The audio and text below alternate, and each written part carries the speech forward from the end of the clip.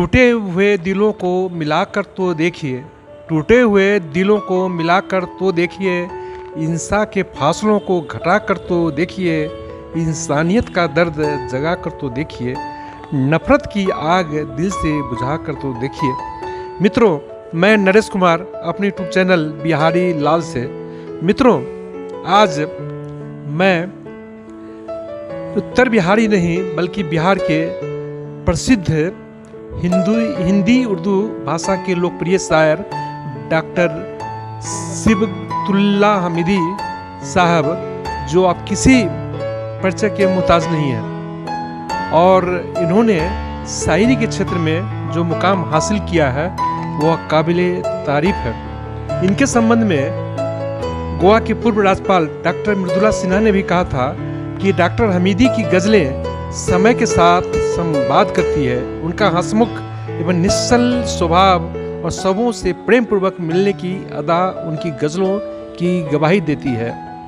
उन्होंने यह भी कहा कि भारतीय संस्कृति, राष्ट्रीय एकता, प्रेम, सद्भाव एवं आपसी मेलजोल का अनोखा संगम उनकी शायरी में जीवंतता के साथ प्रकट होता है। मित्रों, इनके संबंध में जो भी कहा जाए बहुत ही कम है।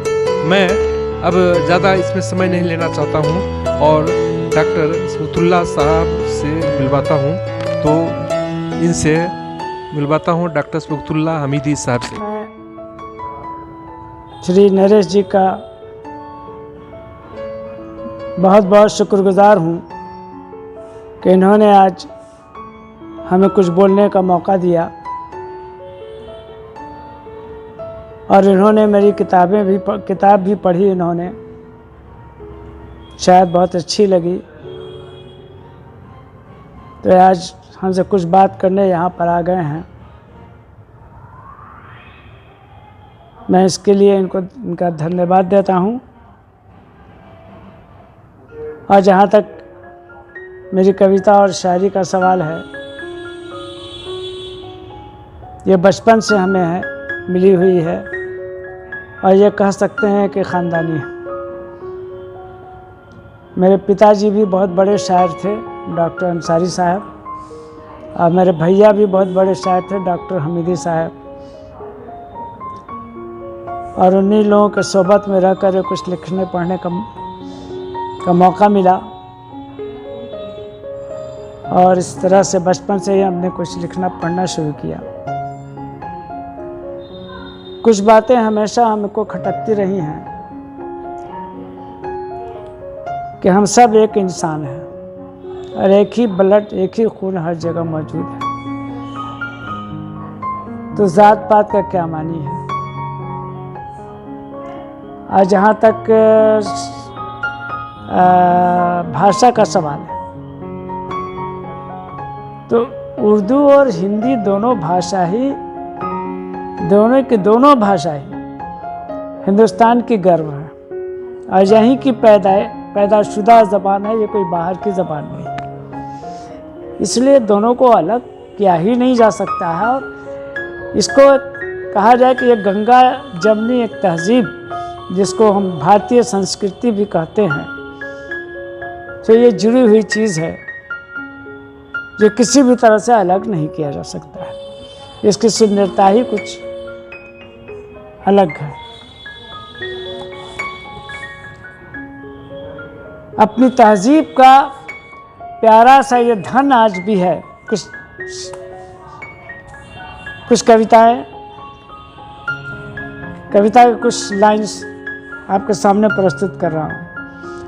अपनी तहजीब का प्यारा सा ये धन आज भी है, 3 रंगों में सजा अपना वतन आज भी है।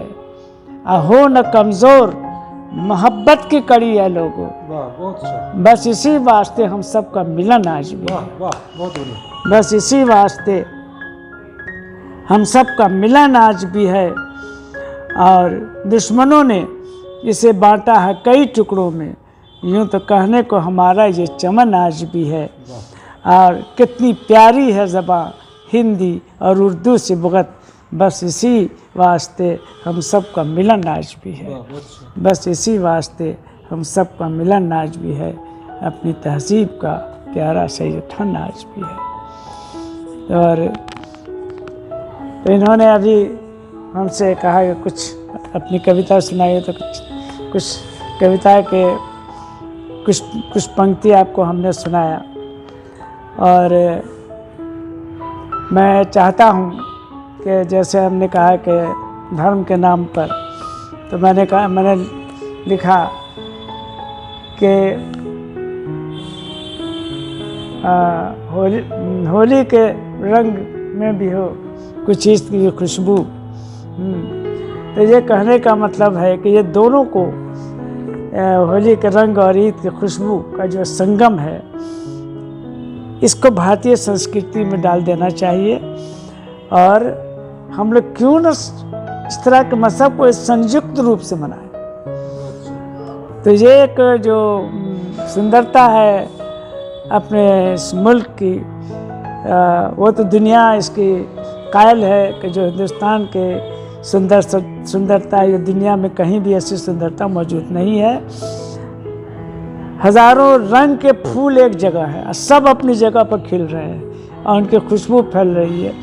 इससे सुंदर देश दुनिया में क्या हो सकता है।